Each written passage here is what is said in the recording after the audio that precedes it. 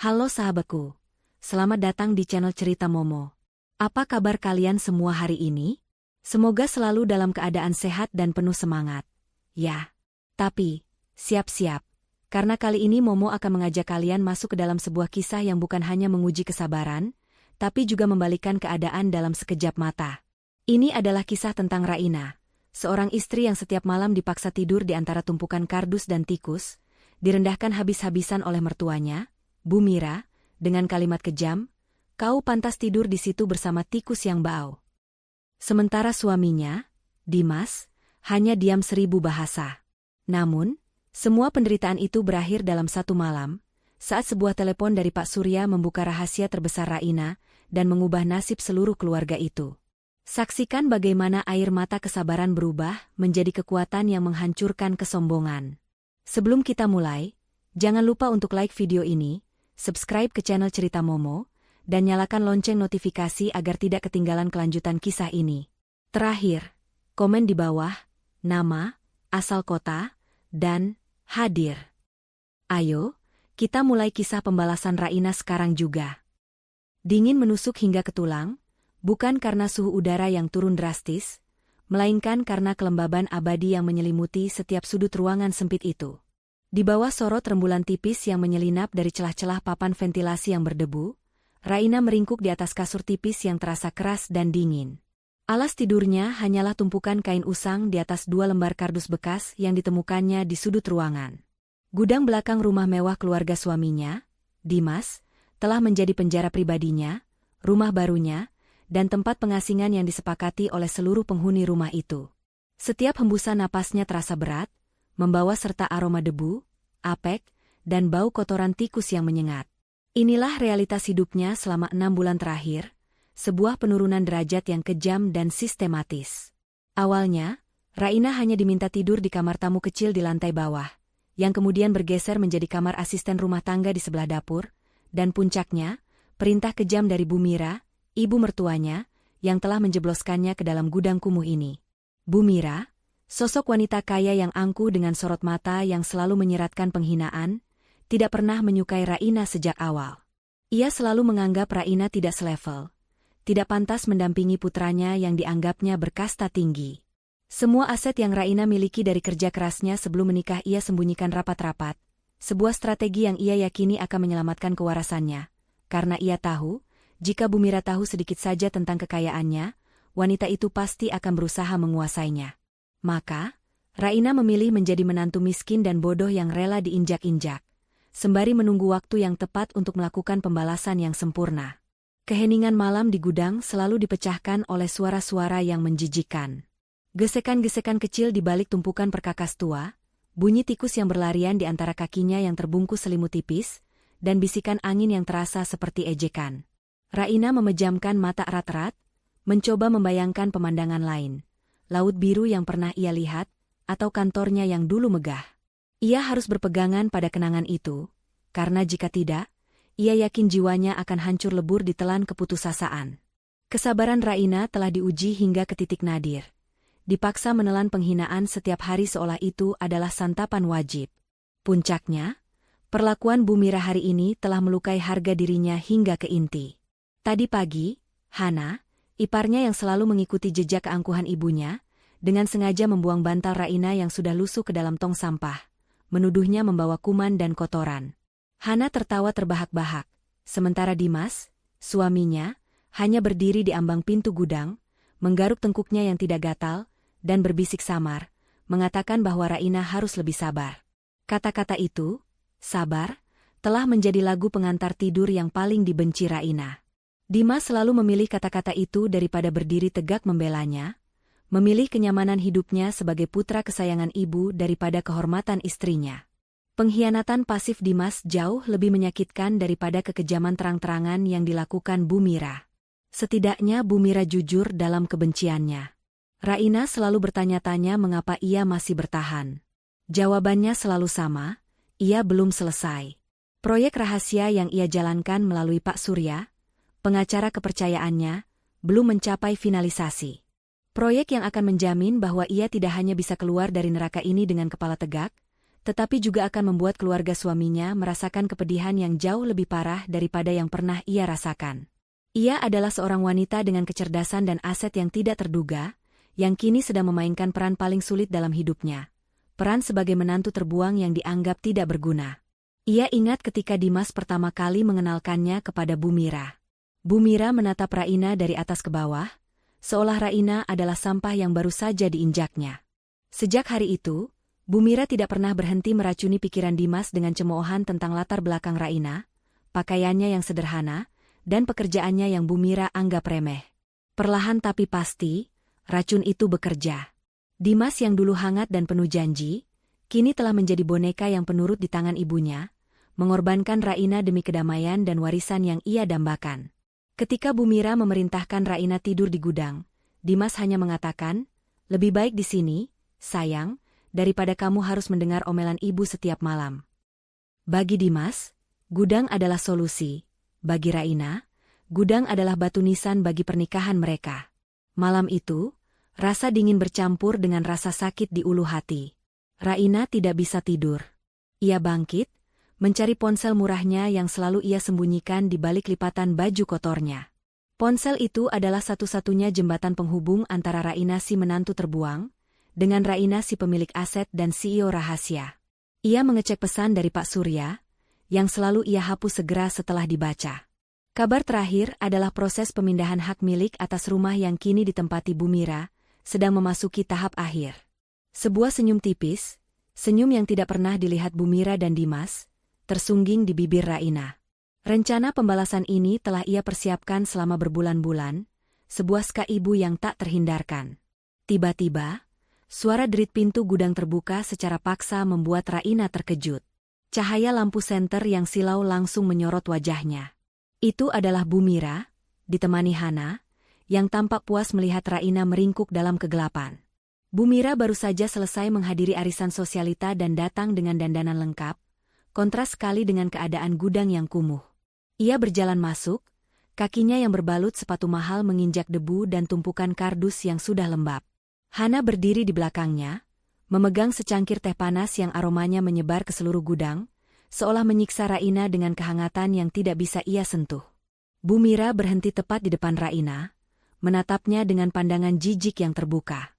Ekspresinya tidak menunjukkan sedikitpun rasa kasihan, hanya kemenangan dan superioritas. Ia mengangkat dagunya, membusungkan dadanya yang dihiasi perhiasan berkilauan, dan mulai melontarkan kata-kata kejamnya. Narasi Bu Mira berlangsung lama, berputar-putar tentang betapa tidak bergunanya Raina, betapa ia telah mencoreng nama baik keluarga, dan betapa beruntungnya Dimas jika bisa segera bercerai dari wanita rendahan seperti dia. Hana menambahkan ejekan dengan nada mengejek yang membuat perut Raina mual. Raina mendengarkan semuanya tanpa bereaksi. Ia telah belajar bahwa perlawanan verbal hanya akan memperpanjang penderitaan. Ia hanya menatap Bu Mira dengan tatapan kosong, tetapi di balik mata itu, bara api mulai membakar. Ia membiarkan kata-kata itu menari-nari di udara, tahu bahwa sebentar lagi, kata-kata itu akan menjadi bumerang yang menghantam balik Bu Mira dengan kekuatan 1000 kali lipat. Puncaknya tiba ketika Bu Mira, mungkin karena kesal tidak mendapatkan reaksi yang diinginkannya, mendekatkan wajahnya yang bermakeup tebal kepada Raina. Ia menyeringai, suara tawanya yang sinis bergema di ruangan sempit itu, disertai bunyi gesekan tikus yang seolah ikut menertawakan penderitaan Raina. "Kau pantas tidur di situ bersama tikus yang bau."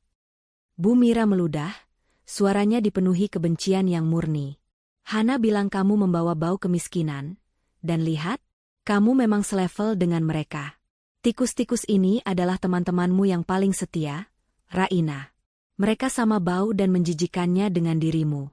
Mengerti?"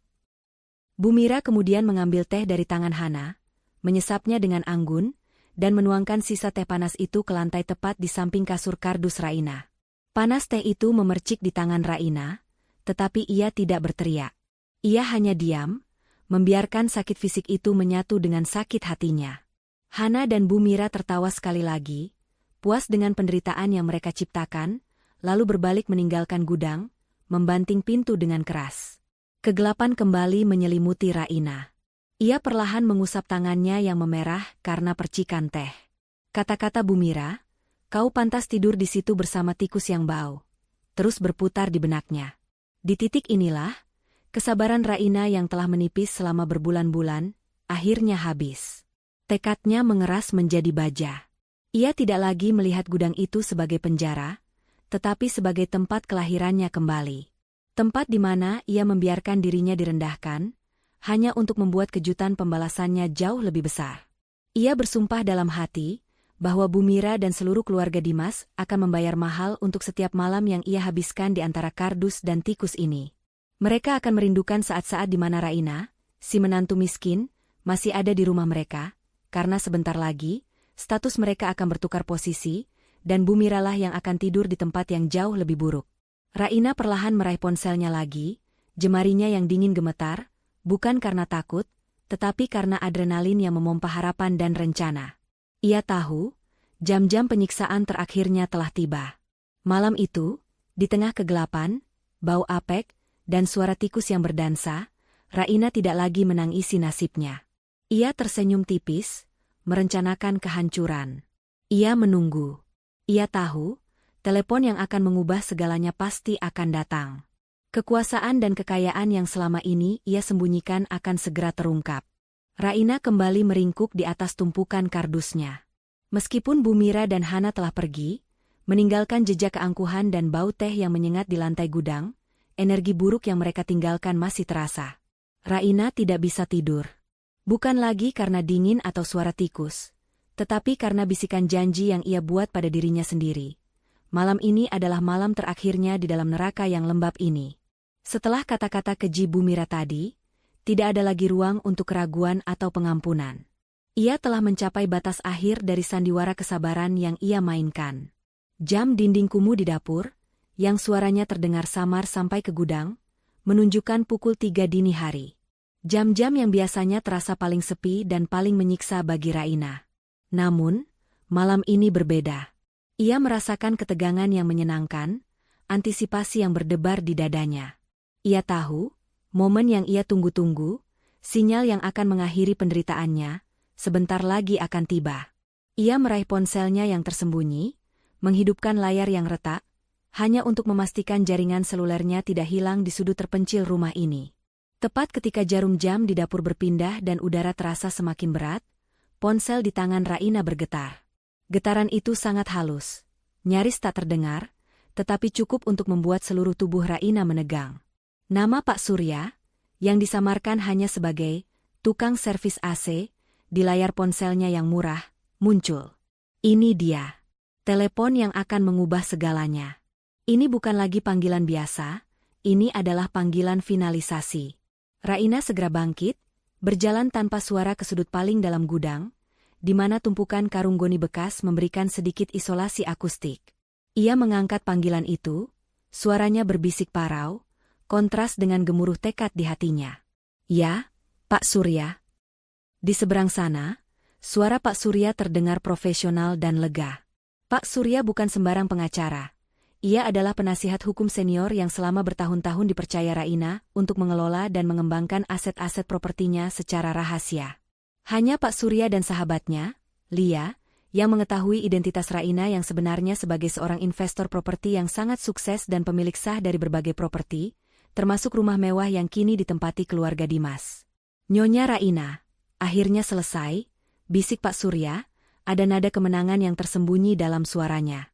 Setelah semua penundaan dan prosedur hukum, proses pengalihan hak milik yang terakhir sudah terdaftar sempurna atas nama Anda. Semua aset properti Anda yang saya kelola, termasuk yang paling penting, rumah di Jalan Melati ini, sudah dijamin legalitasnya di tangan Anda. Bahkan mereka tidak akan bisa membantahnya di pengadilan manapun. Mendengar kata-kata itu, air mata Raina menetes. Air mata yang bukan berasal dari kesedihan, melainkan dari kelegaan dan keadilan yang akhirnya datang. Selama 6 bulan ini, ia harus mendengarkan Bu Mira memamerkan rumah itu seolah itu adalah hasil kerja kerasnya, tanpa tahu bahwa yang ia pamerkan adalah penderitaan Raina yang terwujud dalam bentuk beton dan marmer. Bagus sekali, Pak, balas Raina, suaranya semakin mengeras meskipun tetap berbisik. Anda sudah mendapatkan surat keputusan dan perintah eksekusi resmi yang saya minta. Tentu, Nyonya. Saya sudah siapkan semuanya. Bahkan, Saya sudah menyiapkan notifikasi resmi penarikan fasilitas yang akan menghentikan semua kartu kredit dan akses dana darurat yang selama ini Anda berikan kepada Tuan Dimas secara diam-diam. Dan ya, surat perintah pengosongan rumah juga sudah siap dilayangkan besok pagi. Saya hanya butuh persetujuan final Anda atas klausul-klausul yang tertulis. Raina menarik napas dalam-dalam. Di pikirannya, terlintas lagi wajah sinis Bumira dan kebisuan Dimas. Ia membayangkan bau tikus dan kelembaban yang menempel di tubuhnya. Tidak ada lagi keraguan. Tidak perlu menunda lagi, Pak Surya, kata Raina dengan nada yang dingin, sebuah nada yang hanya digunakan oleh Raina si pebisnis, bukan Raina si menantu terbuang. Lakukan semua yang sudah kita rencanakan. Kirimkan surat peringatan pengosongan rumah itu besok pagi. Gunakan jasa pengiriman resmi dengan tanda terima bermaterai, agar mereka tidak bisa mengelak. Pak Surya terdiam sejenak, mungkin merasakan perubahan drastis dalam tekad Raina. Baik, Nyonya. Tapi, bagaimana dengan Tuan Dimas? Anda tidak ingin memberikan kesempatan terakhir secara pribadi. Raina tersenyum pahit di tengah kegelapan. Dimas sudah memilih 6 bulan lalu, Pak Surya. Dia memilih untuk diam dan melihat istrinya tidur bersama tikus, demi kenyamanan dan warisan ibunya. Kesempatannya sudah habis. Saya tidak ingin bernegosiasi lagi. Bilang saja ke dia untuk membayar semua hutang. Oh, maaf, itu cerita lain. Saya hanya ingin satu hal, lakukan sekarang, Pak. Sudah waktunya mereka tahu siapa tikus yang sebenarnya. Saya ingin dia dan Bumira menerima akibat langsung dari semua perbuatan mereka. Dipahami, Nyonya. Saya akan menggerakkan tim saya pagi-pagi sekali. Saya harap Anda kuat melalui hari-hari ke depan. Ini akan menjadi sangat dramatis. Dramatis adalah hal yang mereka ciptakan, Pak Surya, jawab Raina tegas. Saya hanya akan memberikan kepada mereka apa yang sudah mereka tabur. Terima kasih. Saya akan menunggu kabar selanjutnya. Panggilan terputus. Raina tetap berdiri di sudut gelap itu. Jantungnya berdebar keras, namun pikirannya terasa sangat jernih. Beban yang selama ini menimpanya terangkat seketika. Ia tidak lagi melihat kardus-kardus itu sebagai simbol kemiskinan dan keterasingan, tetapi sebagai panggung terakhirnya. Ia adalah seorang pejuang yang bersembunyi, menunggu saat yang tepat untuk menunjukkan kekuatannya. Malam ini, ia telah menerima izin untuk melepaskan topengnya. Ia kembali ke kasur kardusnya, tetapi kali ini ia tidak meringkuk. Ia berbaring telentang, menatap langit-langit gudang yang gelap, membayangkan matahari terbit esok hari yang akan membawa kehancuran bagi Bumira. Ia membayangkan wajah Bumira yang angkuh itu, memucat saat menerima surat resmi dari Pak Surya. Ia membayangkan Dimas yang panik, menyadari bahwa ia telah menukar istri yang setia dan sukses dengan restu ibu yang palsu dan sesaat. Raina ingat saat ia pertama kali membeli rumah itu, sebelum Dimas melamarnya. Ia ingin memberikannya sebagai kejutan setelah menikah.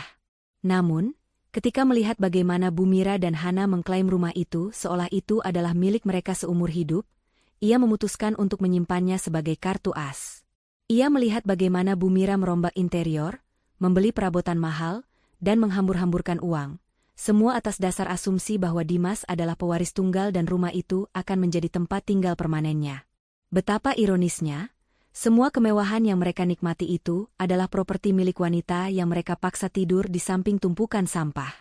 Rasa dingin di gudang kini tidak lagi membuatnya gemetar. Ia diselimuti oleh aura tekad yang membakar. Ia memikirkan Lia, sahabatnya yang setia, satu-satunya orang yang tahu bahwa semua drama kemiskinannya ini adalah sebuah penyamaran yang direncanakan.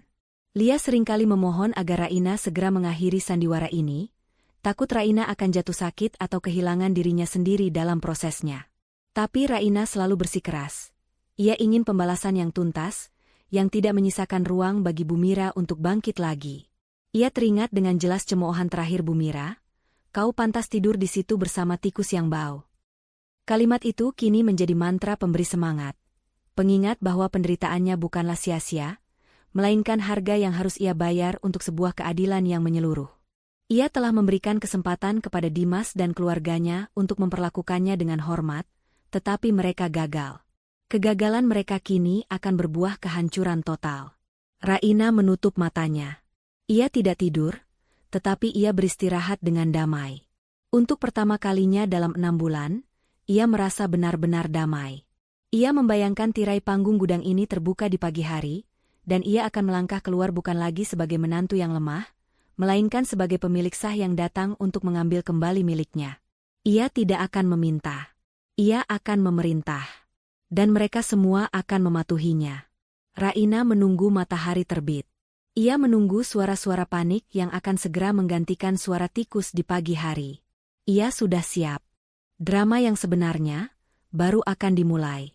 Fajar menyingsing dengan lambat, sinarnya yang keemasan mencoba menembus celah-celah gudang, tetapi hanya berhasil menciptakan garis-garis debu yang menari di udara yang lembab. Pagi itu, Raina bangun dengan perasaan yang benar-benar berbeda. Tidak ada lagi rasa berat di dada, tidak ada lagi keputusasaan yang membelenggu. Ia merasa ringan, seolah-olah ia baru saja melepaskan sebuah jubah kotor dan bersiap mengenakan baju besi kehormatan. Malam telah berlalu, membawa serta akhir dari masa pengasingannya. Telepon dari Pak Surya adalah deklarasi perang yang telah lama ia tunggu. Raina perlahan bangkit dari kasur kardusnya. Ia membersihkan dirinya seadanya di kamar ibu pembantu yang sudah lama kosong di sebelah gudang, mencoba menghilangkan bau apek yang menempel. Ia mengenakan pakaian yang sama, kemeja lusuh dan rok panjang yang sudah pudar warnanya, pakaian yang selalu menjadi bahan ejekan Bu Mira dan Hana. Ia sengaja mempertahankan penampilan ini. Ini adalah seragam penyamarannya, dan ia ingin mengenakannya untuk terakhir kalinya, sebagai penghormatan ironis terhadap peran yang telah ia mainkan dengan sempurna. Ketika Raina melangkah keluar dari gudang menuju dapur, udara pagi terasa segar, dan suara bising aktivitas rumah tangga mulai terdengar. Di rumah itu, pagi selalu identik dengan teriakan perintah Bu Mira kepada asisten rumah tangga dan bunyi dentingan sendok Hana yang sedang menyiapkan sarapan khusus untuk dirinya sendiri. Raina bergerak dengan tenang. Setiap langkahnya terasa berbobot. Ia tidak lagi menunduk. Saat ia memasuki dapur, Bu Mira sudah duduk di meja makan marmer, memegang cangkir teh porselennya, mengawasi asisten rumah tangga yang sedang sibuk menyiapkan sarapan untuk Dimas yang akan segera berangkat ke kantor. Hana sedang asyik dengan ponselnya di sofa ruang keluarga, tetapi matanya tetap waspada, siap mencari kesalahan Raina. Bu Mira segera menyadari kehadiran Raina. Matanya yang tajam langsung mengunci. Ekspresinya yang biasa, angkuh dan penuh penghinaan, langsung muncul. "Oh, lihat siapa yang sudah bangun. Si, Ratu Kardus," sindir Bu Mira, suaranya terdengar dingin dan meremehkan. "Cepat bersihkan gudang itu. Sampah di sana sudah menumpuk lagi. Kau tahu, bau tikus itu mulai merambat ke dapur. Jangan sampai para tamu arisanku nanti mencium bau menantu yang kau bawa itu." Reaksi Raina sungguh di luar dugaan. Biasanya, ia akan menunduk, mengangguk patuh, dan segera bergerak ke gudang, menelan pahitnya penghinaan itu. Tetapi pagi ini, Raina hanya berdiri tegak di ambang dapur. Matanya yang gelap menatap lurus ke arah Bu Mira, tanpa rasa takut sedikitpun. Senyum tipis, misterius, dan hampir menyeramkan, tersungging di bibirnya. Senyum yang belum pernah Bu Mira lihat selama ini. "Maaf, Bu," jawab Raina, suaranya tenang dan jelas, tidak ada getaran sedikitpun. Sebuah kejelasan yang membuat Bu Mira mengernyitkan dahi. "Hari ini saya punya urusan yang jauh lebih penting daripada gudang Anda. Anda bisa meminta ibu pembantu untuk membersihkannya." Hening. Ucapan Raina menggantung di udara, menciptakan keheningan yang tegang dan mematikan. Bu Mira, yang terbiasa mendapatkan kepatuhan buta, terkejut. Ia meletakkan cangkir tehnya dengan bunyi keras. Hana segera mengangkat wajahnya dari ponsel, matanya membelalak tak percaya. Ini bukan Raina yang mereka kenal. Raina yang mereka kenal akan gemetar dan segera minta maaf. "Apa kau bilang?" tanya Bu Mira, nada suaranya naik 1 oktav, menunjukkan kemarahannya yang mulai memuncak. "Kau mulai membangkang, dasar wanita tak tahu diri.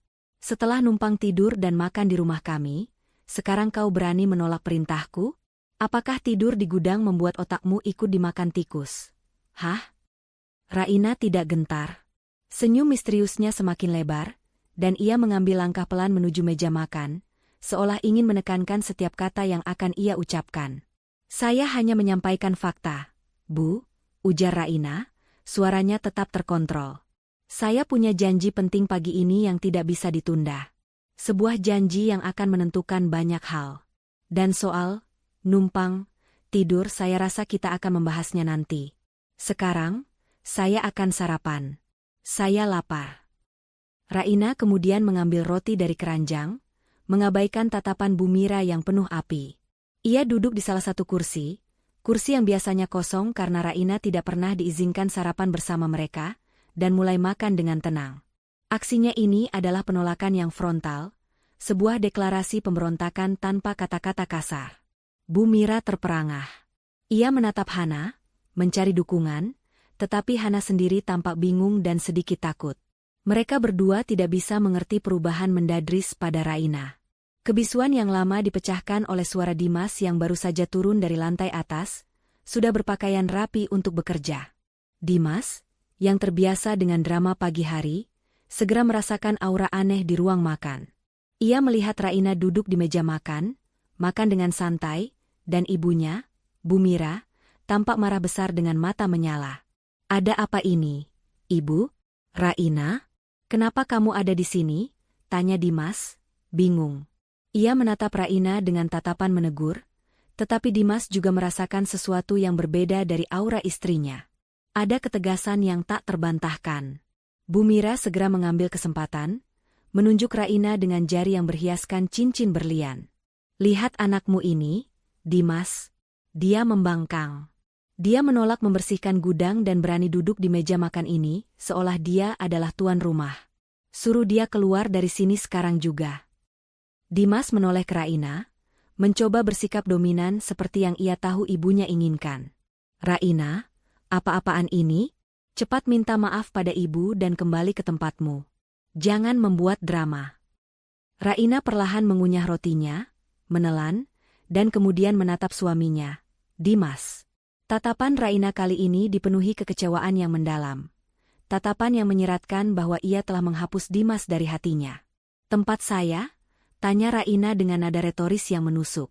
"Saya tidak membuat drama, Dimas. Saya hanya bertindak. Dan soal tempat, Anda akan segera tahu di mana tempat saya yang sebenarnya, dan di mana tempat Anda, Ibu, dan Hana." Sebelum Dimas sempat membalas, Raina berdiri. Ia mengambil kunci mobil di laci dapur, kunci mobil yang sebenarnya adalah milik mobil butut Dimas, tetapi Raina ambil tanpa izin, dan berjalan menuju pintu utama. "Mau kemana kau?" teriak Bu Mira, bangkit dari kursinya. "Kau tidak punya uang. Kau tidak diizinkan keluar. Dimas, hentikan istrimu." Raina berhenti di ambang pintu. Ia menoleh ke belakang, memberikan senyum terakhirnya, senyum perpisahan yang dingin dan penuh perhitungan. "Saya pergi untuk urusan bisnis yang sangat penting, Bu," jawab Raina, suaranya kini terdengar seperti seorang CEO, bukan seorang menantu terbuang. "Saya akan kembali sore hari. Dan ketika saya kembali, saya jamin, tidak ada lagi tikus yang akan berani mengganggu saya." Raina kemudian melangkah keluar, menutup pintu dengan pelan tetapi pasti, meninggalkan Bu Mira, Hana, dan Dimas dalam kebingungan yang total. Mereka bertiga terdiam, saling pandang. Mereka tidak bisa mencerna apa yang baru saja terjadi. Tingkah Raina benar-benar di luar skenario yang mereka ciptakan. Mereka hanya melihat menantu miskin itu pergi, tanpa tahu bahwa ia baru saja pergi untuk menandatangani surat perintah eksekusi yang akan menghancurkan seluruh kehidupan mereka. Bu Mira, dengan amarah yang membara, segera menoleh ke Dimas. "Apa yang terjadi dengannya, Dimas? Siapa yang dia temui? Urusan bisnis apa yang dia bicarakan? Cepat cari tahu. Jangan sampai wanita miskin itu membuat masalah yang memalukan." Dimas, yang sama bingungnya, hanya bisa meraih ponselnya, mencoba menelepon Raina, tetapi teleponnya hanya berdering tanpa jawaban. Raina sudah memutuskan kontak secara total, dan sandiwara telah berakhir. Perjalanan menuju pertemuan dengan Pak Surya sudah dimulai, dan di dalamnya, ia sudah tidak lagi membawa nama istri Dimas. Raina melajukan mobil butut Dimas, yang bahkan nyaris tak layak jalan, di jalanan ibu kota yang padat. Kehadiran mobil itu, sebuah simbol kecil dari status Dimas yang sebenarnya tak seberapa, terasa ironis. Raina, yang memiliki koleksi mobil mewah yang terparkir aman di properti pribadinya yang lain, kini harus mengemudikan kendaraan usang ini untuk pertemuan paling penting dalam hidupnya. Namun, ia menikmatinya. Ini adalah bagian terakhir dari penyamarannya, momen terakhir ia harus berlagak sebagai wanita miskin yang tak berdaya. Tujuan Raina adalah sebuah gedung perkantoran megah di pusat bisnis kota, markas dari kantor hukum ternama milik Pak Surya. Tempat itu adalah kebalikan total dari gudang yang ditinggalinya semalam. Disinilah identitas asli Raina sebagai seorang investor properti berdarah dingin dan sukses akan ditegaskan kembali. Perjalanan itu memberinya waktu untuk menenangkan diri dan memperkuat mentalnya. Senyum misterius dari bab 3 kini telah berubah menjadi ekspresi profesional yang dingin dan penuh perhitungan. Sesampainya di lobi gedung, Raina segera disambut oleh Lia, sahabat setianya, yang sudah menunggu dengan cemas. Lia, yang selalu menjadi support sistem Raina, segera memeluknya. Namun, Lia menyadari ada yang berbeda pada Raina. Kelegaan dan ketenangan terpancar dari matanya.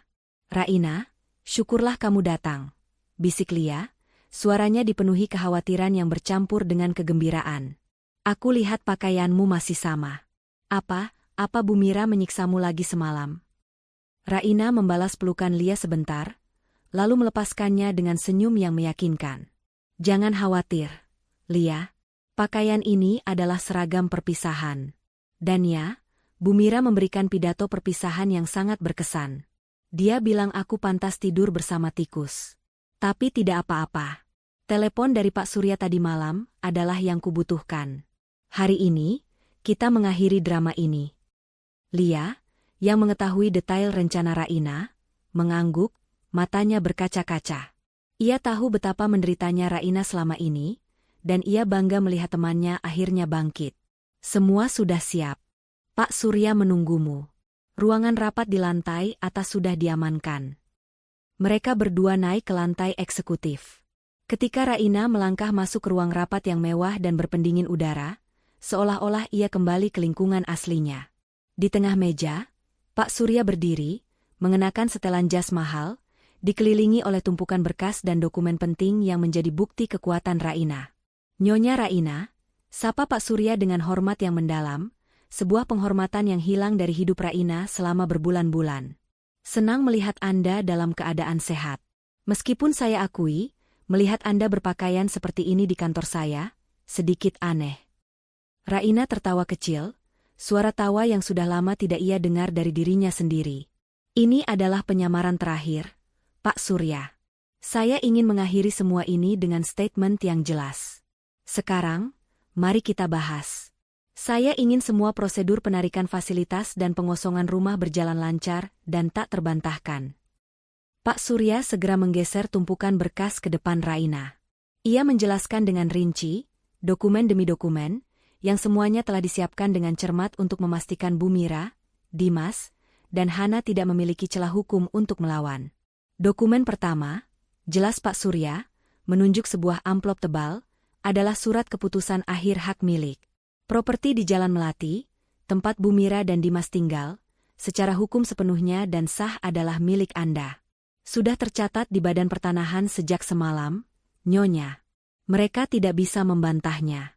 Kami bahkan sudah menyiapkan bukti pembayaran penuh oleh perusahaan Anda, jauh sebelum Anda menikah dengan Tuan Dimas. Bukti ini menghilangkan segala argumen mengenai harta Gonogini. Raina mengangguk. "Sempurna. Saya membeli rumah itu sebagai investasi rahasia, dan mereka mengklaimnya sebagai harta keluarga." Ironi yang menyakitkan. Dokumen kedua, lanjut Pak Surya, menyerahkan lembaran lain, adalah surat peringatan pengosongan resmi, SP1. Batas waktu kami berikan 24 jam setelah surat diterima. Jika mereka tidak mematuhinya, besok pagi kita akan segera melayangkan gugatan perdata dan perintah pengusiran dengan pendampingan petugas. Surat ini akan dikirim oleh kurir khusus dengan tanda tangan bermaterai, dan kami sudah menyiapkan tim drone untuk merekam proses penyerahan, sebagai bukti. Mata Raina bersinar. 24 jam. Itu lebih dari cukup untuk membuat mereka panik total. Lalu, Pak Surya menyajikan dokumen yang paling Raina tunggu. Dan yang terakhir, surat penarikan fasilitas dan pembekuan rekening. Ini adalah detail penarikan semua fasilitas yang selama ini Anda berikan kepada Tuan Dimas secara rahasia. Mulai dari pembekuan akses ke rekening bersama yang diam-diam Anda isi, pembatalan kartu kredit sekunder Dimas yang Anda biayai, hingga pengalihan hak asuransi kesehatan premium mereka ke nama Anda sepenuhnya. Semua dana akan dialihkan ke rekening perusahaan Anda per jam ini. Raina mengambil pulpen, sebuah pulpen emas berukiran namanya, yang selama ini ia sembunyikan. Pulpen yang kontras dengan penampilan luarnya. Ia menandatangani semua dokumen, satu persatu, dengan ketenangan dan ketegasan. Setiap goresan pulpen terasa seperti palu keadilan yang menghantam nasib keluarga Dimas. "Pak Surya," kata Raina setelah selesai, menatap langsung ke mata pengacaranya. "Saya ingin Anda mengirimkan satu dokumen tambahan. Salinan dari surat penarikan fasilitas, yang menunjukkan dengan jelas berapa banyak uang yang selama ini saya pinjamkan kepada Dimas untuk menutupi gaya hidupnya. Kirimkan itu ke Bu Mira. Saya ingin mereka tahu betapa miskin dan tidak bergunanya saya sampai-sampai saya harus membiayai anak kesayangan mereka." Pak Surya tersenyum tipis. "Sebuah langkah psikologis yang brilian, Nyonya. Saya akan segera menyiapkan dan mengirimkannya bersamaan dengan surat peringatan pengosongan." Setelah semua dokumen ditandatangani, Pak Surya segera memerintahkan timnya untuk meluncurkan rencana. Kurir dan tim perekam segera dikerahkan ke alamat rumah Bu Mira. Raina dan Lia menyaksikan semua itu melalui siaran langsung di layar ruang rapat, sebuah langkah yang tidak pernah terpikirkan oleh Bu Mira. Raina kemudian menghabiskan beberapa jam dengan Lia, berbincang dan tertawa, sebuah kemewahan yang sudah lama tidak ia rasakan. Lia membawakan Raina pakaian baru, gaun sederhana namun elegan yang sangat cocok dengan sosok Raina yang sebenarnya. Ketika Raina keluar dari kamar kecil, berganti pakaian, ia melihat pantulan dirinya di cermin. Bukan lagi Ratu Kardus yang lusuh, melainkan seorang wanita yang memancarkan kekuatan, kecerdasan, dan kekuasaan. "Ini adalah Raina yang sebenarnya. Kamu terlihat seperti dirimu lagi," kata Lia, matanya berkaca-kaca karena bangga. "Selamat datang kembali."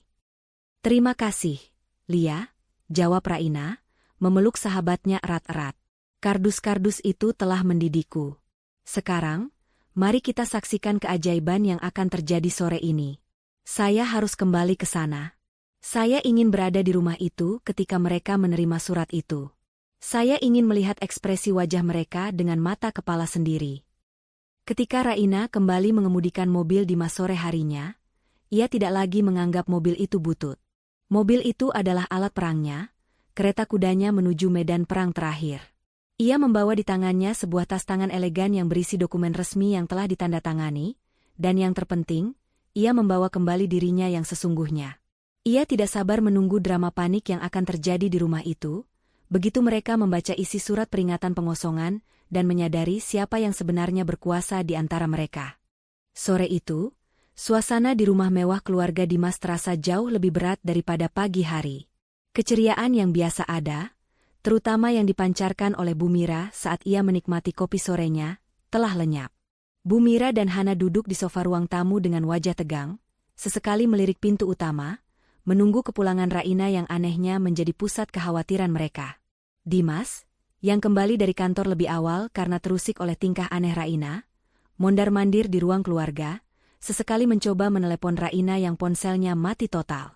Mereka bertiga tidak bisa melupakan ketenangan Raina di pagi hari, senyum misteriusnya, dan kalimat perpisahan yang samar-samar penuh ancaman, "Saya akan kembali sore hari.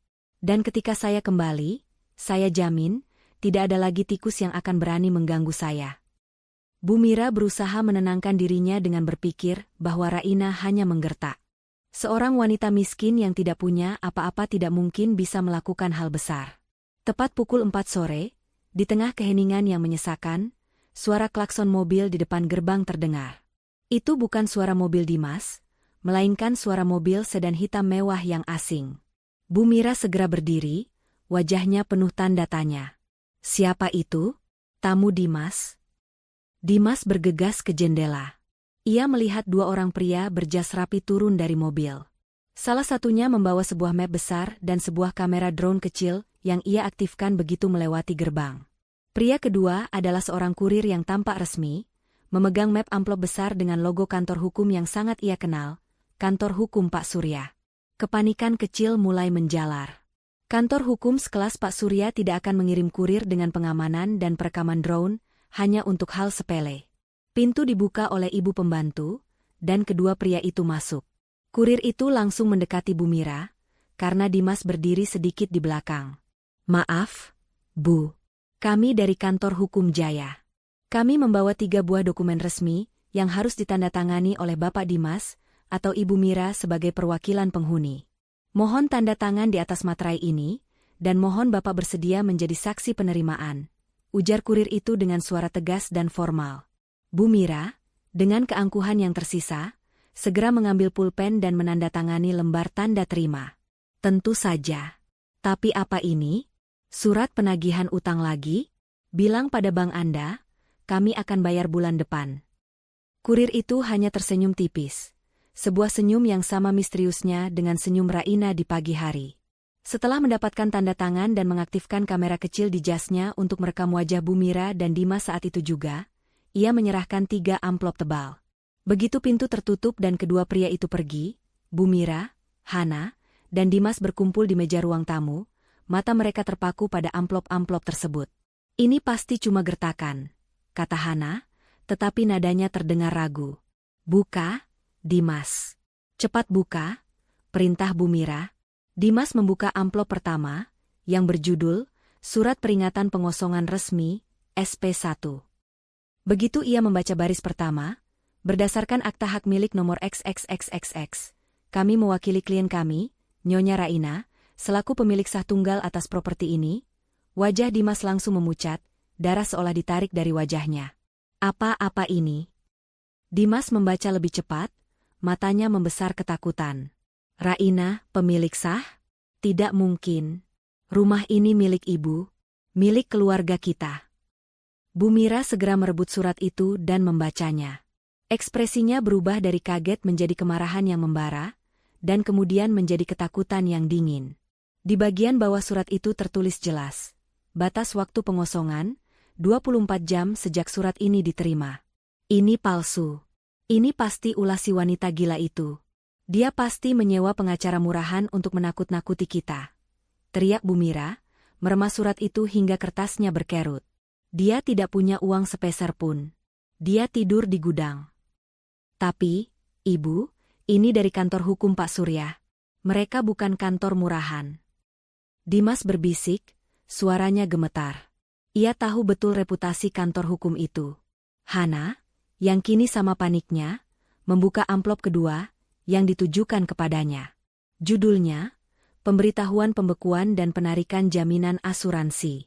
Hana membaca bahwa seluruh premi asuransi kesehatan premium yang ia nikmati, yang selama ini ia yakini dibayar oleh Dimas dan Bu Mira, telah dihentikan, dan haknya dialihkan ke nama Raina. "Tidak. Ini tidak bisa. Dimas, asuransiku. Aku tidak bisa kehilangan asuransiku," jerit Hana histeris.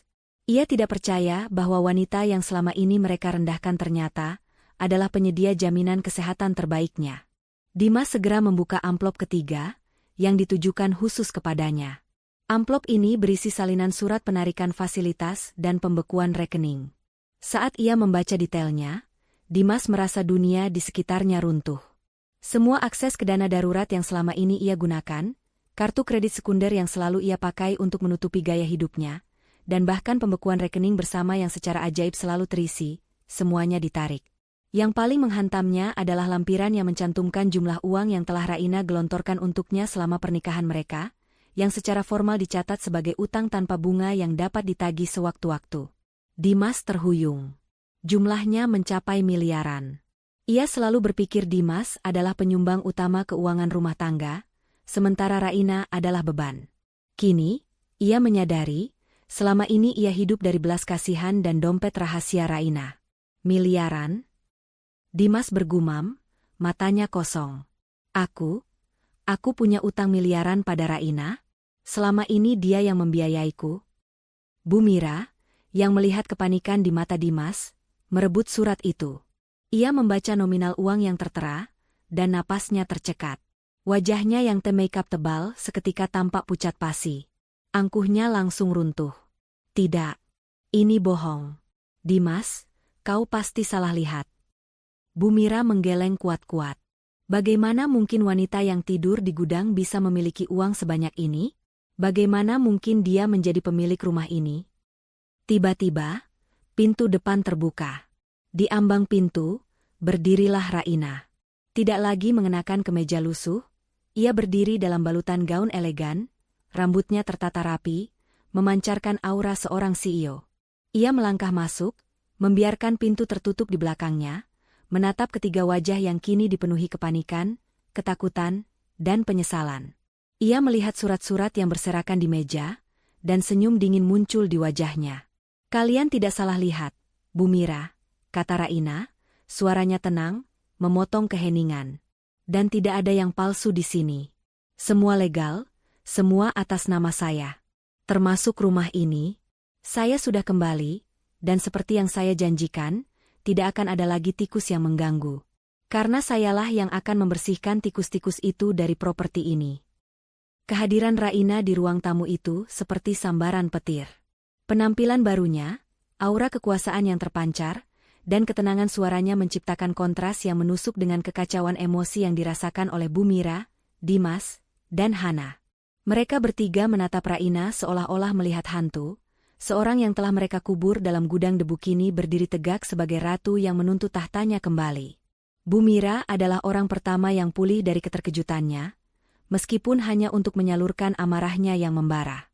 Ia bangkit, wajahnya merah padam. Rasa malu dan pengkhianatan yang ia rasakan jauh lebih besar daripada rasa takutnya. Dasar jalang licik. Apa maksudmu datang dengan pakaian badut ini dan mengklaim rumahku? Teriak Bu Mira, suaranya melengking. Ia bergerak maju, seolah ingin mencakar Raina. Kau pikir kami sebodoh itu? Surat-surat palsu ini tidak akan membuatmu menjadi pemilik rumah ini. Kau adalah menantu yang tidak berguna, yang kami biarkan hidup di sini, dan sekarang kau berani membuat drama. Raina tidak gentar. Ia bahkan tidak bergerak mundur 1 inci pun.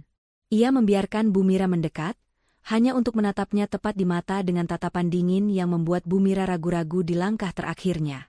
Berhentilah, Bu Mira, ujar Raina, suaranya tenang, tetapi memiliki otoritas yang tak terbantahkan. Saya tidak membuat drama. Drama sudah kalian ciptakan sendiri selama 6 bulan terakhir. Dan saya tidak mengklaim, saya hanya menegaskan status.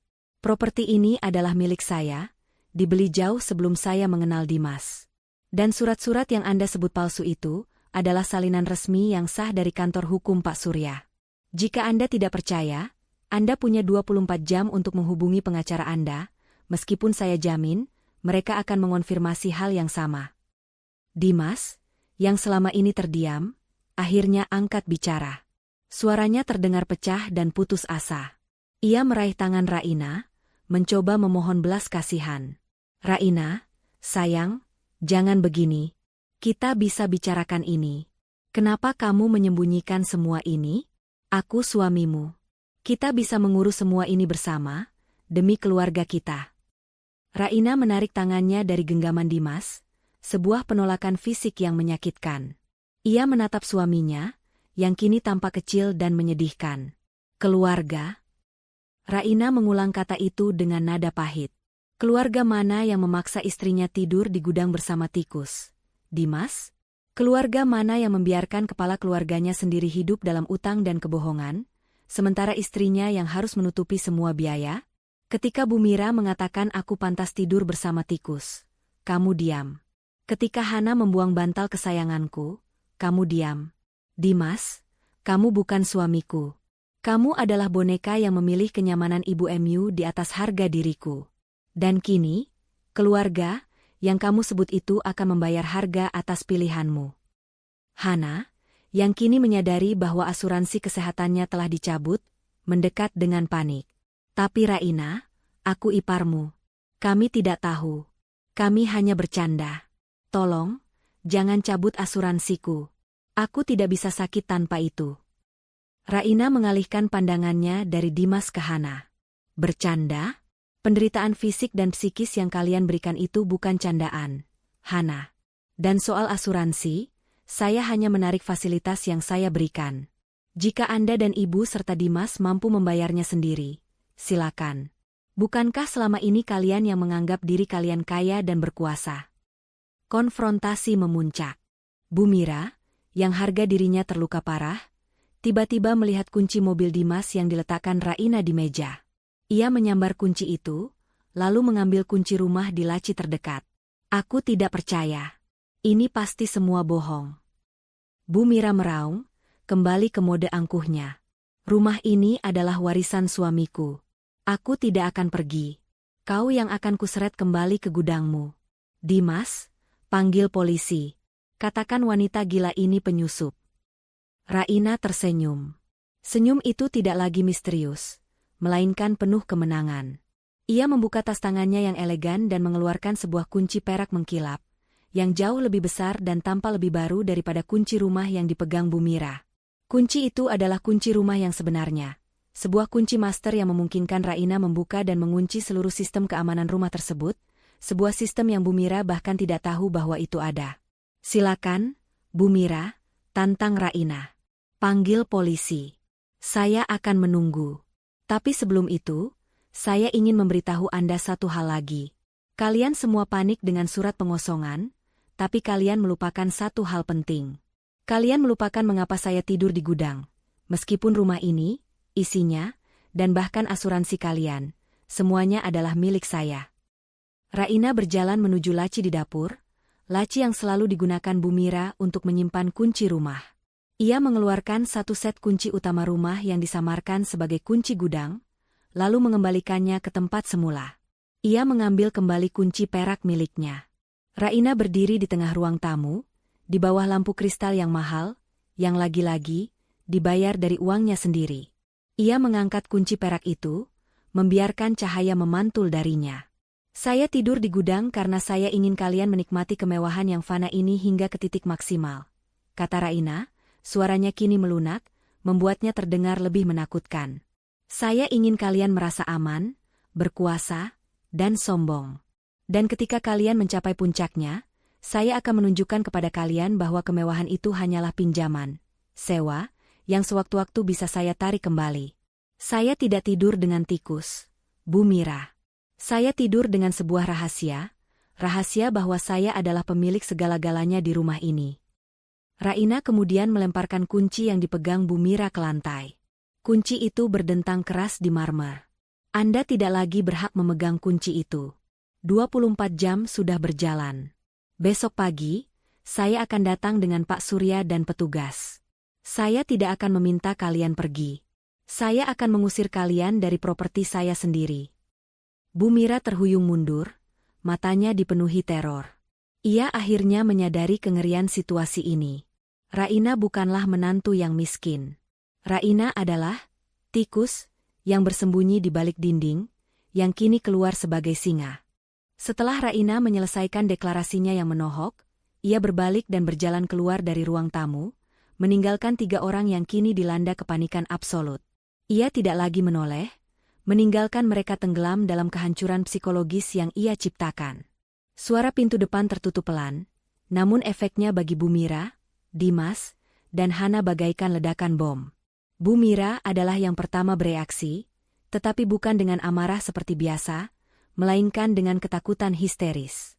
Ia meraih Dimas yang masih berdiri mematung, pandangannya kosong menatap lantai marmer. Dimas, sadar, wanita itu tidak mungkin serius. Itu semua trik. Cepat telepon pengacara kita. Cepat hubungi rekan-rekanmu yang berkuasa. Katakan pada mereka bahwa menantu kurang ajar itu sedang mencoba merampas rumah kita. Teriak Bu Mira, mengguncang tubuh putranya. Dimas, yang terkejut dari lamunannya, mulai bergerak. Namun, ia tidak segera menghubungi pengacara. Ia mencoba menelepon kenalan-kenalannya di dunia perbankan dan asuransi. Hasilnya nihil. Setiap panggilan yang ia buat hanya mengonfirmasi isi surat-surat yang kini berserakan di lantai. Rekening sekundernya telah dibekukan. Dana daruratnya lenyap. Asuransi Hana dan ibu telah dicabut. Semua yang selama ini ia yakini sebagai jaminan kehidupannya ternyata hanyalah ilusi yang didanai oleh wanita yang ia biarkan tidur di gudang. Mereka semua membenarkan. Ibu, bisik Dimas, suaranya tercekat. Kartu-kartuku, semuanya ditolak. Bahkan pinjaman bank yang kita ajukan beberapa waktu lalu untuk menutupi kerugian perusahaan, semua ditangguhkan. Raina pasti mendahului kita. Hana, yang kini sedang menangisi nasib asuransi kesehatannya, menyela dengan suara parau. Dimas, kenapa kamu tidak telepon pengacara ibu saja? Bu Sinta pasti bisa membantu. Aku sudah coba. Dimas membentak frustrasi. Tapi pengacara Bu Sinta sedang sibuk, dan mereka bilang, masalah kepemilikan aset dengan kantor hukum Pak Surya adalah masalah besar. Mereka butuh waktu untuk menyelidiki. Kepanikan berganti menjadi kekacauan. Bu Mira mulai berjalan mondar-mandir di ruang tamu, air matanya mulai membasahi pipi yang ia rias tebal. Ia tidak menangisi uang, tetapi ia menangisi hilangnya kekuasaan, hilangnya kehormatan, dan prospek mengerikan bahwa ia mungkin benar-benar akan diusir dari rumah yang selama ini ia klaim sebagai miliknya. Ia tidak bisa membayangkan wajah-wajah sosialita di arisannya jika kabar ini menyebar. Bagaimana mungkin? Bagaimana mungkin wanita miskin itu punya uang sebanyak itu untuk membeli rumah ini? Dimas, kau harus jujur. Apa yang disembunyikan istrimu dariku? Kau pasti tahu sesuatu, tuntut Bu Mira. Dimas, yang hatinya hancur berkeping-keping karena pengkhianatan pasifnya sendiri, akhirnya mengakui kebenaran yang selama ini ia tolak. Aku tidak tahu, Ibu. Aku selalu meremehkannya. Aku selalu percaya omonganmu bahwa dia wanita miskin tanpa latar belakang. Dia bahkan tidak pernah punya kartu kredit di dompetnya. Tapi dia memang selalu berkata dia bekerja sebagai freelancer properti. Hana tiba-tiba teringat sesuatu. Aku ingat. Lia, sahabatnya itu. Bukankah dia selalu datang dengan mobil mewah? Dan pernah ada kiriman bunga raksasa ke rumah ini, tetapi atas nama perusahaan. Mungkin Lia yang memberinya modal. Tiba-tiba, mata Bu Mira menyala. Ada sedikit harapan yang muncul dari ide itu. Lia. Tentu. Itu pasti ulah sahabatnya. Wanita itu pasti meminjam uang dari temannya yang kaya. Dimas, cepat. Hubungi Lia. Rayu dia. Katakan padanya bahwa Raina telah memeras kita. Kita harus membuat Lia berbalik melawannya. Dimas segera mencari kontak Lia. Setelah beberapa kali mencoba, Lia akhirnya mengangkat telepon, tetapi suaranya terdengar dingin dan formal, seolah sudah tahu tujuan panggilan Dimas. Ada apa, Dimas? Tanya Lia. Lia, kumohon, tolong aku. Raina sedang gila. Dia mengirim surat palsu untuk mengusir kami dari rumah ini. Dia bilang rumah ini miliknya. Dia pasti meminjam uang darimu. Kan? Kumohon, katakan pada Raina untuk menghentikan kegilaan ini. Aku janji akan memperlakukannya lebih baik.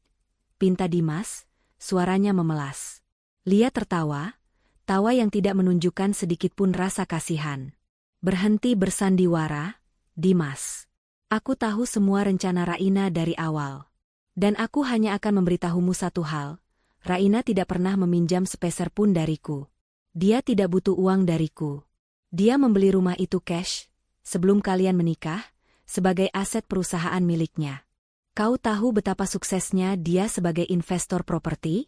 Jauh lebih sukses daripada seluruh aset keluargamu, Dimas. Kata-kata Lia menghantam Dimas seperti palu godam. Perusahaan. Investor properti. Cash. Dimas menjauhkan ponsel dari telinganya. Wajahnya tampak seperti orang yang baru saja melihat hantu di siang bolong. Apa kata dia? Dimas? Apa kata si jalang itu? Desak Bu Mira. Dimas hanya bisa bergumam. Dia tidak meminjam. Dia pemilik perusahaan. Dia membelinya cash. Bu Mira menjerit putus asa. Ia tahu, jika Lia, sahabat terdekat Raina, mengatakan itu, berarti surat-surat dari Pak Surya itu 100% asli. Tembok pertahanan mereka runtuh total. Melihat ibu dan Dimas tenggelam dalam keputusasaan, Hana teringat Gudang. Ia tiba-tiba mendapat ide konyol. Dimas, kalau rumah ini milik Raina, kita harus pastikan dia tidak punya bukti lain. Gudang. Bukankah dia selalu menyembunyikan sesuatu di gudang? Cepat ke sana. Bakar saja semuanya. Siapa tahu ada dokumen asli yang disembunyikan di sana. Usul Hana, matanya liar. Bu Mira segera setuju, terlepas dari akal sehatnya. Benar? Cepat, Dimas. Bakar semua kardus-kardus bau itu. Jangan sampai dia punya bukti lain. Dimas, yang sudah kehilangan akal sehatnya, segera berlari menuju gudang. Ia membuka pintu dengan paksa. Di dalamnya, gudang itu kosong, hanya menyisakan bau apek. Raina telah membersihkan barang-barangnya, hanya menyisakan beberapa kardus bekas yang isinya hanya sampah dan debu. Dimas merobek salah satu kardus dengan brutal, mencari-cari, tetapi tidak menemukan apapun yang berharga. Ia akhirnya kembali dengan tangan hampa, wajahnya kotor dan berlumuran air mata frustrasi. Malam menjelang. 24 jam batas waktu pengosongan semakin dekat. Mereka bertiga duduk dalam kegelapan ruang tamu, lampu dibiarkan mati karena Bu Mira terlalu panik untuk memikirkannya. Mereka tahu, besok pagi, kehancuran yang sesungguhnya akan tiba. Dan kali ini, Raina tidak akan memaafkan. Kegelapan telah menelan rumah mewah itu sepenuhnya, dan malam itu terasa lebih dingin, lebih mencekam daripada malam-malam sebelumnya. Jam menunjukkan pukul 10 malam. Hanya tersisa beberapa jam sebelum batas waktu pengosongan rumah berakhir. Di ruang tamu yang remang-remang, yang kini terasa seperti sel isolasi, Bu Mira, Dimas, dan Hana duduk dalam keheningan yang berat, diselingi isak tangis Hana yang putus asa. Mereka belum makan malam. Rasa lapar telah digantikan oleh rasa mual yang akut akibat ketakutan dan penyesalan. Mereka telah mencoba menghubungi semua kerabat dan kenalan yang mereka miliki, tetapi tidak ada yang berani membantu setelah mendengar nama kantor hukum Pak Surya dan kabar burung tentang gugatan besar-besaran yang dilayangkan oleh seorang investor properti misterius, yang ternyata adalah Raina. Reputasi Bu Mira sebagai sosialita kaya dan berkuasa kini ambruk, berganti menjadi gosip memalukan tentang kebangkrutan mendadak dan pengusiran. Bu Mira duduk di sofa tunggalnya, tatapannya kosong ke arah jendela. Ia masih tidak bisa menerima fakta bahwa wanita yang ia paksa tidur di antara kardus dan tikus adalah pemilik sah dari rumah ini, termasuk sofa yang sedang ia duduki. Setiap sudut rumah kini terasa asing, seolah dinding-dinding itu sendiri sedang mengejek dan menghakimi kesombongannya. Ini tidak adil, bisik Bu Mira, suaranya serak. Aku sudah berkorban begitu banyak untuk Dimas. Aku sudah memastikan dia mendapatkan yang terbaik. Dan sekarang, dia memilih wanita licik itu untuk menghancurkan kita semua. Dimas yang duduk di sampingnya, bangkit dan berjalan menjauh. Ia tidak lagi peduli dengan ratapan ibunya. Malam itu, ia tidak hanya kehilangan harta, tetapi ia kehilangan istri yang tulus dan kehormatan dirinya. Ia kembali ke gudang, tempat penyiksaan Raina, untuk yang terakhir kalinya. Ia menyalakan senter ponselnya. Gudang itu kini benar-benar kosong. Tidak ada lagi kardus usang, tidak ada selimut tipis, hanya lantai beton yang dingin dan lembab. Di sudut tempat Raina biasanya meringkuk, Dimas melihat bekas noda air, yang ia yakini adalah tumpahan teh panas yang dicurahkan Bu Mira di malam sebelumnya. Pemandangan itu menusuk hatinya seperti pisau. Dimas teringat janji-janji pernikahannya, teringat kehangatan dan senyum tulus Raina sebelum pernikahan mereka. Ia telah menukar kebahagiaan sejati dengan restu ibu yang penuh syarat dan harta palsu. Ia membayangkan Raina di malam-malam dingin itu, sendirian, ketakutan, sementara dirinya sendiri tidur nyenyak di kamar utama yang hangat. Penyesalan yang menghantui kini terasa nyata, memuakan, dan tak terhindarkan.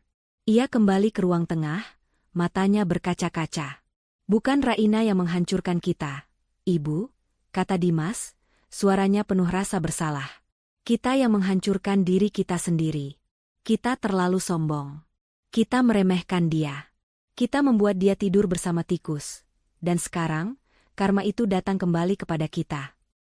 Jangan bicara omong kosong, Dimas, bentak Bu Mira, meskipun nadanya kini lebih lemah. Kau harus memohon. Datangi dia. Kau suaminya, kau berhak. Kita bisa memberikan uang tebusan padanya. Uang tebusan apa? Ibu? Dimas tertawa pahit. Uang yang kita punya sudah ditarik Raina. Bahkan mobil yang aku pakai tadi sore adalah mobil yang dulu dia belikan untukku, yang sudah ditarik kembali. Kita tidak punya apa-apa lagi. Kita hanya punya utang padanya. Mendengar pengakuan itu, Hana mulai menangis lebih keras, meratapi hilangnya masa depan mewahnya. Hana mencoba menghubungi semua teman sosialitanya untuk meminjam uang atau meminta tumpangan, tetapi semua menolak, takut terseret dalam skandal keluarga Dimas. Bu Mira, dalam puncak keputusaasaannya, akhirnya bangkit dan berjalan ke kamar utama. Ia mulai mengemasi barang-barang berharganya, perhiasan, dan pakaian-pakaian mahal, mencoba mempertahankan sisa-sisa martabatnya. Dimas dan Hana hanya melihatnya tanpa membantu. Mereka tahu, sebanyak apapun barang yang dibawa, mereka akan tetap kehilangan rumah, kehormatan, dan identitas mereka. Menjelang tengah malam, Dimas tiba-tiba merasa harus melakukan satu hal terakhir. Ia tahu itu tidak akan mengubah apapun, tetapi ia harus melakukannya demi hatinya sendiri. Ia berjalan keluar, berdiri di gerbang depan, di tempat yang sama persis di mana kurir dari Pak Surya berdiri sore tadi. Ia menatap ke arah jalanan, berharap melihat mobil Raina kembali. Setelah menunggu lama di tengah dinginnya malam, ia melihat sebuah mobil sedan hitam berhenti di kejauhan. Pak Surya keluar dari mobil. Ia mendekati Dimas dengan langkah formal.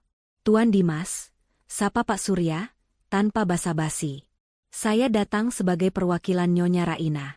Saya hanya ingin memastikan bahwa Anda dan keluarga sudah mengemasi barang-barang Anda. Batas waktu pengosongan akan segera berakhir, dan kami akan datang dengan petugas kepolisian serta tim keamanan untuk melakukan eksekusi pagi hari." Dimas tidak marah. Ia justru merasa lega karena ia tahu ini bukan mimpi. Ia menatap Pak Surya, matanya memancarkan kepedihan. "Pak Surya," Dimas memulai, suaranya parau. Bisakah saya berbicara dengan Raina? Kumohon, walau hanya 2 menit. Saya hanya ingin minta maaf. Saya ingin dia tahu, saya menyesalinya. Saya menyesal telah membiarkan ibu memperlakukannya seperti itu. Saya menyesal telah membiarkannya tidur di gudang." Pak Surya menatap Dimas dengan tatapan simpati yang dingin, tatapan seorang profesional yang sudah sering melihat kehancuran. "Maaf, Tuan Dimas. Nyonya Raina tidak ingin berkomunikasi lagi. Dia hanya ingin keadilan.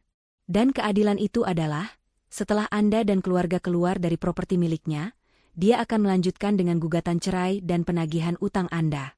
Dia bilang, semua sudah terlalu terlambat.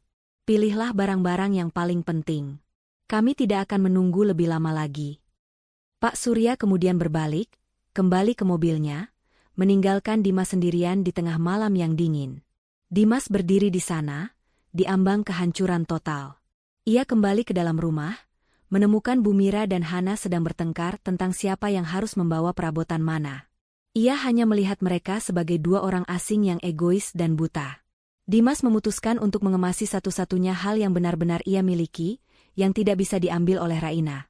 Pakaian kerjanya, sebuah laptop tua, dan cincin pernikahannya.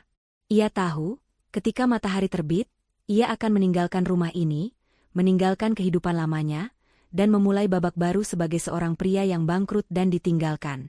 Malam terakhir mereka di rumah mewah itu dihabiskan dalam air mata, amarah, dan penyesalan yang terlambat datang. Sebuah penyesalan yang akan menjadi teman abadi mereka setelah ini. Matahari pagi menyapa dengan sinarnya yang terik. Namun bagi penghuni rumah mewah di Jalan Melati, pagi itu terasa seperti kiamat yang tertunda. Jam tangan Dimas menunjukkan pukul 8 pagi, melewati batas waktu 24 jam yang ditetapkan dalam surat peringatan pengosongan. Di ruang tamu yang masih gelap dan berantakan, Bu Mira, Dimas, dan Hana duduk di antara tumpukan koper dan tas yang hanya berisi barang-barang pribadi yang paling berharga. Mereka tidak tidur semalaman. Rasa takut telah mengalahkan kelelahan fisik. Bu Mira, dengan sisa-sisa keangkuhan yang rapuh, masih mencoba untuk meyakinkan dirinya bahwa semua ini adalah mimpi buruk. Ia berpikir, bahkan setelah batas waktu berlalu, Raina mungkin tidak tega atau tidak berani melanjutkan niatnya. Ia mengintip keluar jendela, berharap hanya melihat mobil Dimas yang diparkir, bukan mobil asing. Namun, harapan itu hancur berkeping-keping. Tepat pukul 8.30 pagi, suara deru beberapa mobil besar terdengar di luar gerbang. 3 mobil van hitam berukuran besar berhenti di depan rumah, diikuti oleh 2 mobil sedan mewah. Di belakang mobil-mobil itu, terlihat 2 motor besar petugas kepolisian yang datang untuk mengawal proses eksekusi. Dimas, yang melihat pemandangan itu dari jendela dapur, bergidik. Mereka datang, Ibu. Raina benar-benar melakukannya. Ada polisi dan tim keamanan. Bisiknya, suaranya dipenuhi rasa ngeri. Bu Mira segera berlari ke pintu, mengintip melalui celah. Di sana, di depan gerbang, ia melihat sosok yang paling ia benci dan paling ia takuti. Raina, berdiri tegak di samping Pak Surya, pengacara yang mengenakan setelan jas biru tua yang tampak mahal dan berwibawa. Raina tidak lagi mengenakan gaun elegan dari sore kemarin. Ia kini memakai setelan bisnis power suit berwarna gelap, dengan rambut diikat rapi, memancarkan aura seorang CEO yang datang untuk menyelesaikan urusan bisnisnya. Raina dan Pak Surya berjalan melewati gerbang tanpa ragu, diikuti oleh belasan petugas keamanan berseragam yang membawa peralatan angkut. Bu Mira yang melihat pasukannya diserbu, dengan cepat mencoba mengunci diri di dalam. Dimas, kunci pintunya, kunci semua jendela. Kita tidak akan keluar, teriak Bu Mira, suaranya histeris. Terlambat. Ketika Bu Mira mencoba mengunci pintu utama, ibu pembantu yang sudah lama merasa kasihan pada Raina dan takut pada Bu Mira, membuka kunci pintu dari dalam. Ia segera melarikan diri ke halaman belakang, meninggalkan majikannya menghadapi nasibnya sendiri. Pintu terbuka. Pak Surya melangkah masuk lebih dulu, diikuti oleh 2 petugas kepolisian yang berdiri di ambang pintu, dan beberapa petugas keamanan yang bersiap. Raina masuk terakhir, berdiri di tengah ruang tamu, di bawah lampu kristal yang mahal itu, tempat ia menghabiskan malam-malam tanpa tidur hanya untuk merencanakan momen ini. Bu Mira menatap Raina dengan tatapan penuh kebencian. Amarahnya kembali membara, mengalahkan rasa takutnya. Kau tidak punya hati, Raina. Kau tidak punya hati nurani. Kau merusak keluarga ini. Kau tidak bisa melakukan ini. Bu Mira berteriak, berjalan maju, mencoba menerjang Raina. Namun, Pak Surya segera maju, menghalangi Bu Mira dengan sikap tegas namun hormat.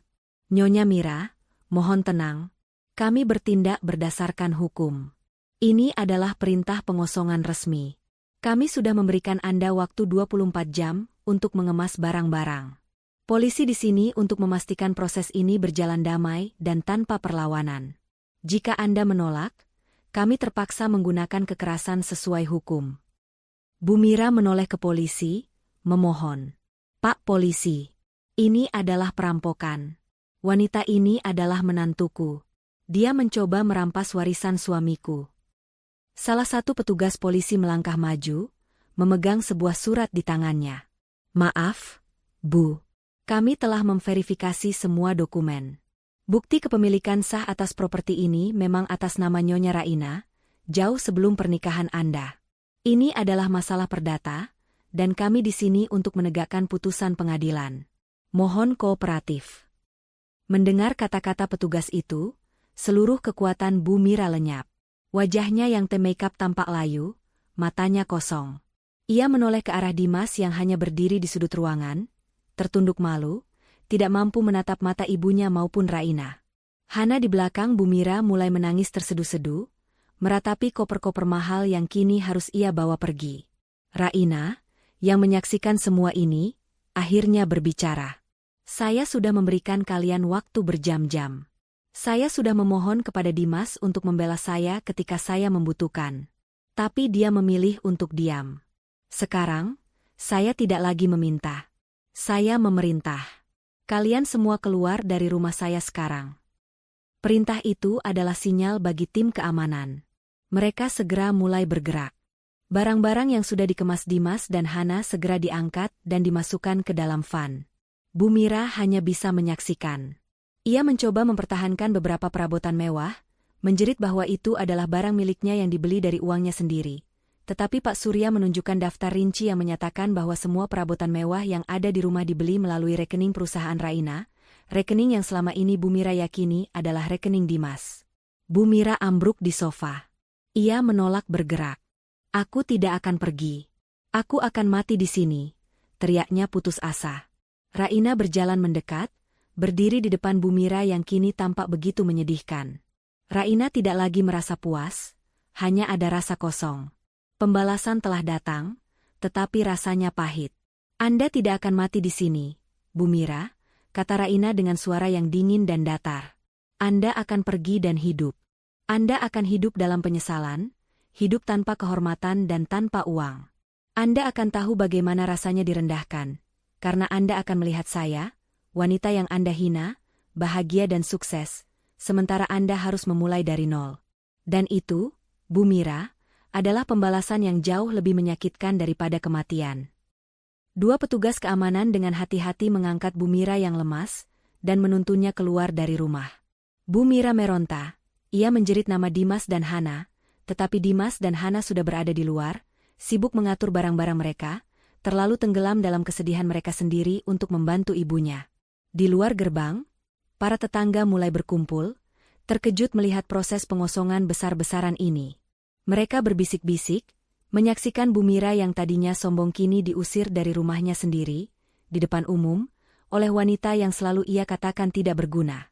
Momen ini adalah kehancuran total martabat Bu Mira.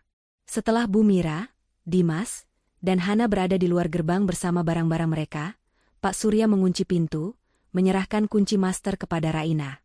Raina melangkah masuk kembali ke dalam rumah yang kini terasa sunyi. Ia berjalan melewati ruang tamu, ke dapur, dan akhirnya ke gudang belakang. Ia membuka pintu gudang. Gudang itu kosong, bersih, diterangi cahaya matahari pagi. Ia berdiri di sana, di tempat ia tidur bersama tikus, dan menghirup udara yang kini terasa bersih. Ia telah menutup babak hidupnya yang penuh penderitaan. Di luar, Dimas sempat menoleh ke belakang, melihat Raina berdiri di ambang pintu gudang. Di mata Raina, tidak ada amarah lagi, hanya kelegaan. Dimas tahu, ini adalah perpisahan yang abadi. Ia berbalik, menuntun ibunya yang menangis dan Hana yang histeris, pergi dari Jalan Melati. Mereka pergi bukan hanya tanpa rumah, tetapi juga tanpa masa depan, hanya menyisakan utang dan penyesalan. Setelah proses pengosongan yang dramatis, ketenangan yang mendalam menyelimuti rumah di Jalan Melati. Raina menghabiskan sisa hari itu dengan Lia, sahabatnya, membersihkan sisa-sisa energi negatif yang ditinggalkan oleh Bu Mira dan keluarganya. Mereka tidak melakukan perayaan mewah, melainkan menikmati kedamaian dan ketenangan yang telah lama hilang. Kunci master rumah itu kini terasa dingin dan nyaman di genggaman Raina, bukan lagi beban yang harus disembunyikan. Beberapa minggu berlalu dengan cepat. Raina telah secara resmi mengajukan gugatan cerai terhadap Dimas. Prosesnya berjalan lancar dan cepat, didukung oleh bukti penelantaran emosional dan psikologis yang kuat, serta fakta bahwa semua aset yang Dimas anggap sebagai harta gonogini ternyata adalah properti tunggal Raina. Dimas tidak melawan. Ia terlalu malu dan patah semangat untuk membela diri di pengadilan. Ia menerima perceraian itu sebagai hukuman yang pantas ia dapatkan. Raina, setelah bercerai, tidak kembali menjadi sosok yang dingin. Ia kembali menjadi dirinya yang sesungguhnya, seorang investor properti yang cerdas dan seorang wanita yang hangat. Ia merombak total gudang belakang, mengubahnya menjadi studio kerjanya yang elegan dan penuh cahaya, sebuah ironi yang ia nikmati. Ia juga mulai lebih terbuka kepada dunia luar tentang kesuksesannya. Media bisnis mencatat namanya sebagai Ratu Properti Misterius, yang tiba-tiba muncul di permukaan, mengelola proyek-proyek besar yang sebelumnya ditangani oleh perusahaannya secara anonim. Di sisi lain kota, kehidupan Dimas, Bu Mira, dan Hana telah berubah drastis, sebuah cerminan karma yang pahit. Tanpa uang, tanpa aset, dan dibebani utang besar kepada Raina, mereka terpaksa pindah ke kontrakan kecil di pinggiran kota. Kontrakan itu sangat sempit, kotor, dan lembab.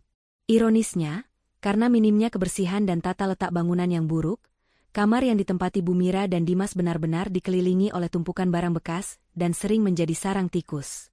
Bu Mira, yang dulunya bangga dengan perhiasan dan pesta sosialita, kini hanya bisa duduk di dalam rumah kumuh itu, mengenakan daster lusuh. Ia berusaha mempertahankan harga dirinya dengan menceritakan kisah-kisah kejayaan masa lalunya kepada tetangga barunya, tetapi mereka hanya melihatnya sebagai wanita tua yang cerewet dan menyedihkan.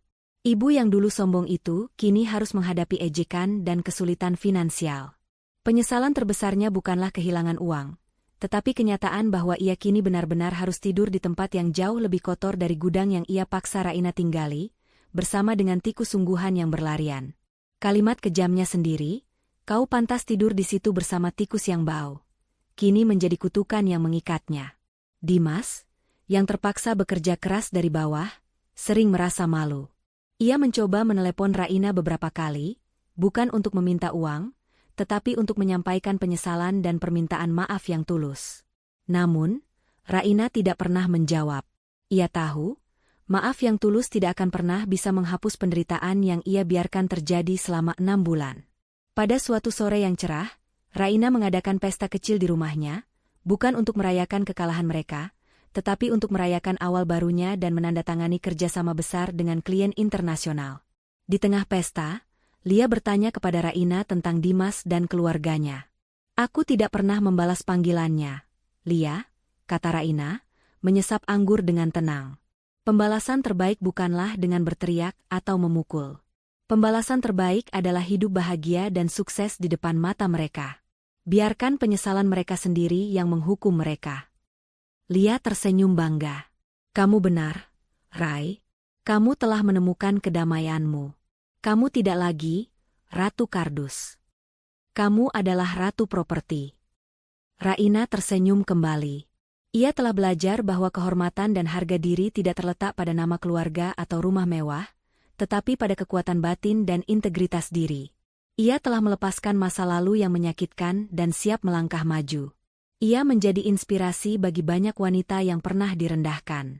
Ia membuktikan bahwa seorang wanita yang sabar, cerdas, dan teguh, meskipun dipaksa tidur di antara sampah, pada akhirnya akan bangkit dan menjadi pemilik takdirnya sendiri. Sementara Raina, di rumahnya yang megah dan penuh cahaya, menikmati kebahagiaan dan mahkota yang ia raih dengan tangannya sendiri, Dimas, Bumira, dan Hana masih berjuang di tempat tinggal mereka yang kumuh. Mereka tidak lagi saling menyalahkan, tetapi hidup dalam kebisuan yang penuh penyesalan. Mereka akhirnya menyadari bahwa wanita yang mereka anggap rendah adalah satu-satunya sumber kemewahan dan kenyamanan dalam hidup mereka. Malam itu, Bumira terbangun oleh suara tikus di dekat kakinya. Ia menjerit, menangis histeris, menyadari bahwa ia telah kehilangan segalanya. Kesabaran bukanlah kelemahan, melainkan strategi.